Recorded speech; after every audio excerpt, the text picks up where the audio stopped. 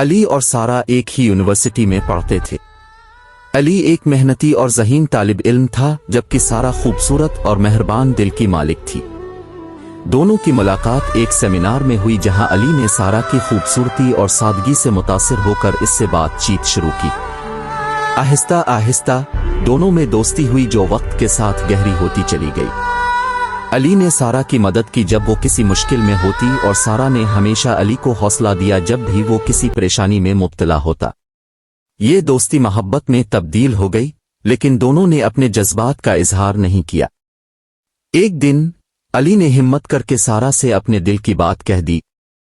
سارا نے بھی علی کے جذبات کا احترام کرتے ہوئے اس کی محبت کا جواب مثبت میں دیا۔ دونوں نے اپنے والدین کو اپنے تعلقات کے بارے میں بتایا، اور والدین کی رضامندی سے شادی کر لی۔ شادی کے بعد علی اور سارا نے مل کر ایک خوشگوار زندگی گزاری۔